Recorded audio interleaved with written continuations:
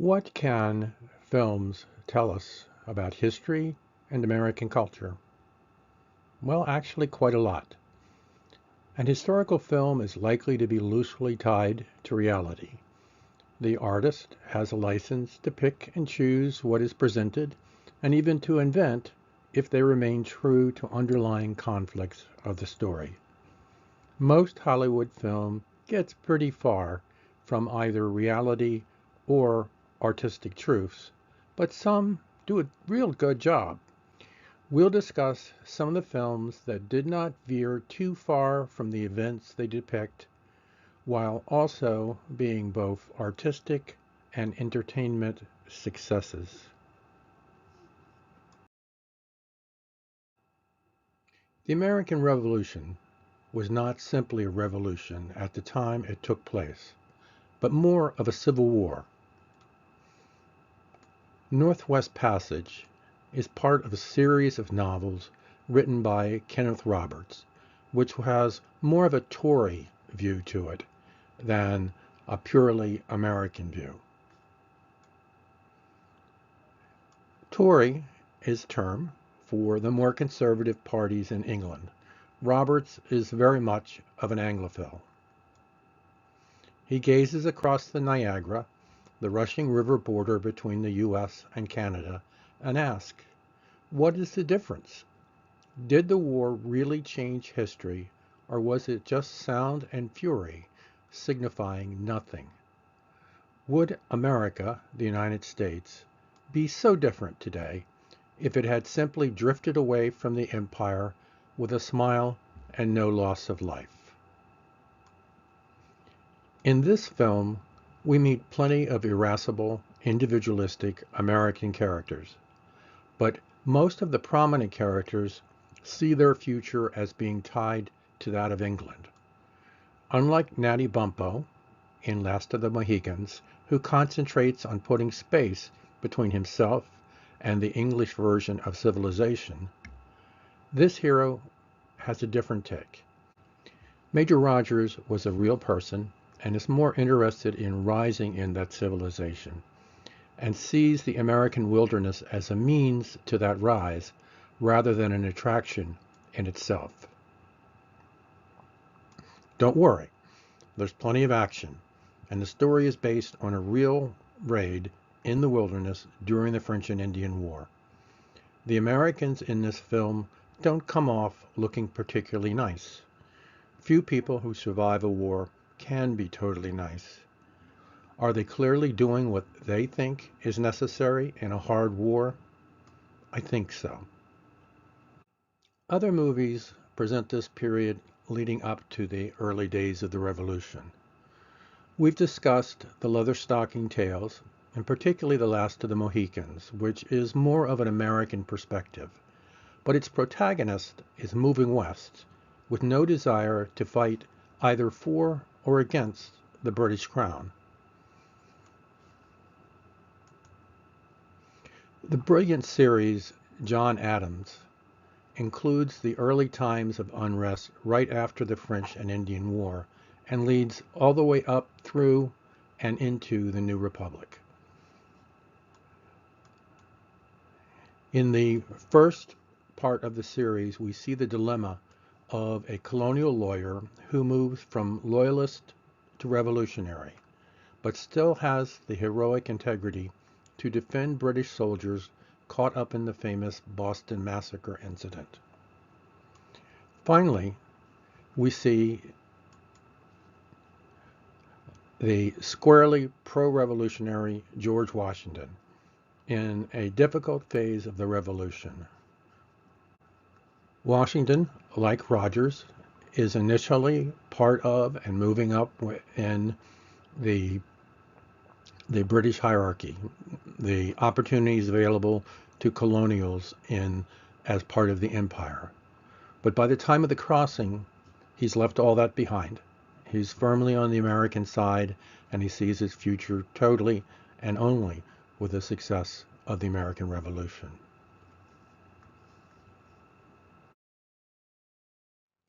There have been several versions of young Mr. Lincoln, but this version includes one of those great American stars, Henry Fonda. It's about Abraham Lincoln's early years as a lawyer in what was then a frontier state, Illinois. He, like Adams, rises to fame through a difficult case defending some very unpopular clients.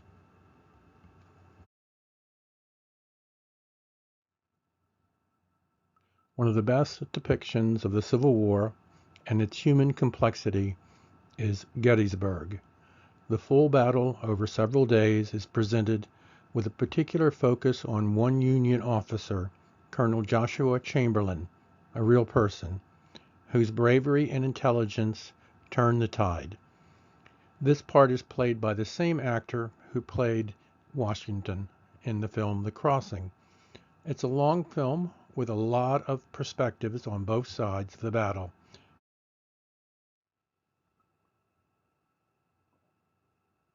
"1939 was a fabulous year for American films, of the type that are entertaining over 80 years later. One of those is Gone with the Wind. It is about the period leading up to and including the Civil War, but it is centered on two strong, arrogant, and occasionally despicable characters. For the reckless Rhett Butler and the totally vain Scarlett O'Hara, the battles and ideological struggles of the war are just background to their passion. This is a controversial film today because the hero and heroine are Southerners. But it would be a mistake to think it's sympathetic to the social and political perspective of the South. Still, it gives you some insight into why the Southern aristocracy so clearly sprang from the Cavaliers of Old England.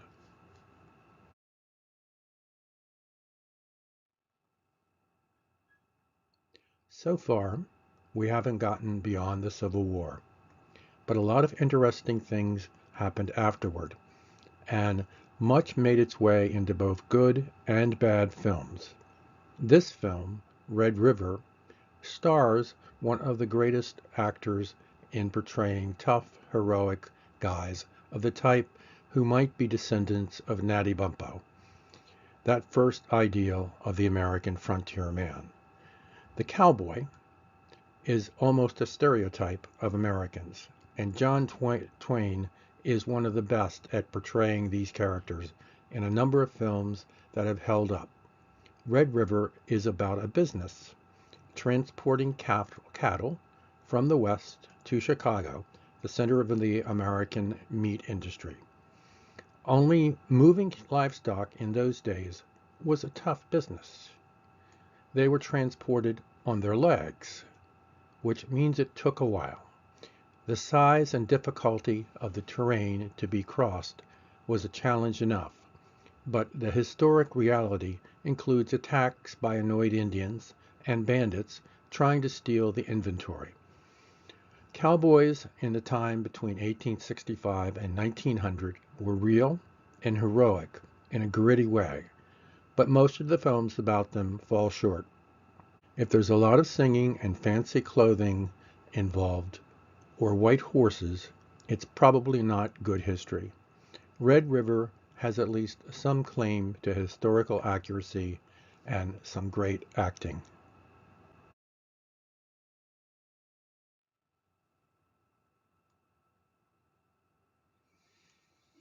Let's leap past World War I and look at the era in the 1930s that America shares with most nations. Our economy collapsed. New democracies failed in Europe, and people like Mussolini and Hitler came to the fore because their economies had failed also. In the US, it was probably not as bad as some places, but it was plenty bad. A more centralized economy resulted, but we were able to avoid the extremism that was the result in many countries. This film realistically portrays a family leaving their homes and traveling to the West in search of work. Henry Fonda is again the star. This film was a few months late to be part of the brilliant 1939 films, but it is memorable and about a very real era.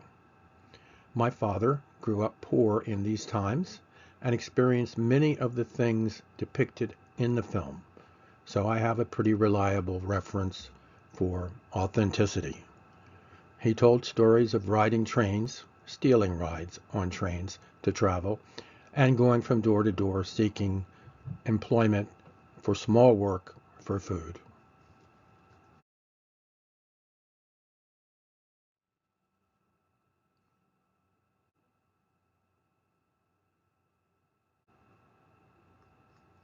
The film Casablanca stars Humphrey Bogart and Ingrid Bergman, popular stars of the time. It was a great love story, but also part of an effort to gain support for the Allies' war against Hitler and Mussolini. Bogart's character, Rick, is another one of those American heroes who doesn't want to be involved in the larger political drama around him. He wants to run his bar and smoke cigarettes, um, but it's not to be.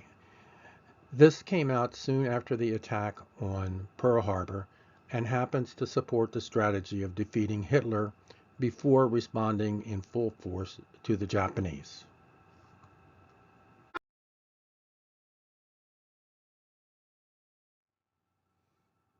Patton, the movie, has no love or comedy to muddy its portrait of war. The hero is very much flawed, but is a larger-than-life general who dominates everything in the story.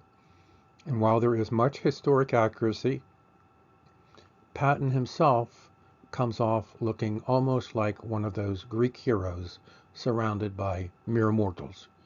This is a hero who very much enjoyed being the center of attention and very much was focused on climbing within the military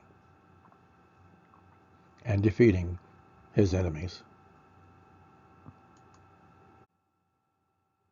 World War II is over, and we switch to an aspect of immigration that has repeated itself many times in American culture. The film centers on Don Corleone, the leader of a crime family played by Marlon Brando. Each new wave of immigrants usually brings with it some of the criminal or perhaps simply outlaw elements of their old world. The Italian mafia was rising in the years after World War II. It had confronted and ultimately defeated older crime organizations like the Irish and the Jewish, which had weakened as the body of immigrants that they fed off of were integrated into mainstream American society. No new group has ever been accepted with totally open arms. But this is where the idea of the boiling pot or social salad comes in. Through a process of time, gaining language skills, entering and mastering education hurdles, intermarriage, and of course starting new businesses, which become popular, new subgroups become accepted, and although it may take some generations to become indistinguishable from those who came before, it generally has happened, at least for European immigrants. It's tougher if there are hurdles of religion and race to deal with. The existence and thriving of the organizations like the Mafia reflected at least partially on how confident the new immigrants are in the local police. You'll see this dilemma in the film when a local businessman comes to uh, Don Corleone seeking a justice he's not found in the system.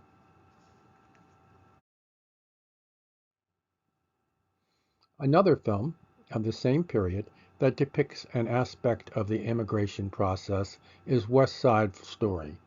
This is a film with a lot of dancing, singing, and love stories, so the historical accuracy is not its leading merit. But the theme of rivalry between immigrants, in this case Puerto Ricans, and the earlier arrivals, continues to repeat itself. This one just makes it into historical category, but it is very entertaining.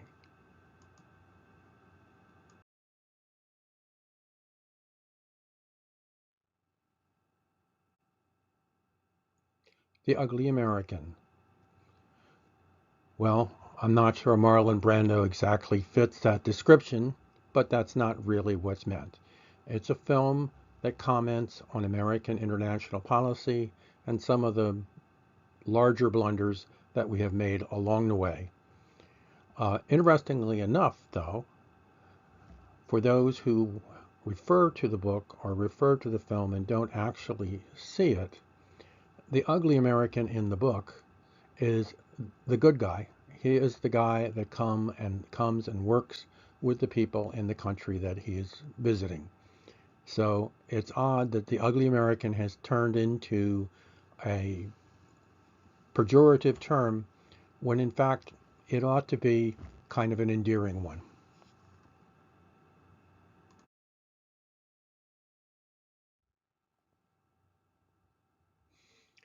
The Americans, I think, rightly claim with pride the adventure of having gone to the moon. But one of the better films of the period is about Apollo 13. And Apollo 13 was a mess. It did not make it to the moon. It did not succeed in its mission, but the heroism of its crew allowed them to survive and make their way back to Earth. So it's truly an exciting and interesting story based on real life.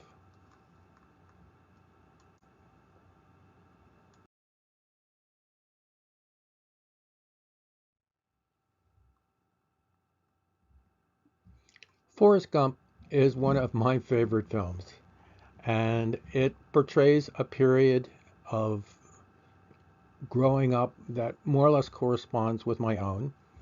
Um, its hero is played by Tom Hanks, who also starred in the previous film about Apollo 13. And the hero has many shortcomings, but he just happens to be at the right place and the right time to be involved in almost everything that happened from the early 50s through the 90s in the United States. So if you want to get a glimpse into how Americans, the background of the generation of Americans who are just now leaving power, there's a new group coming along.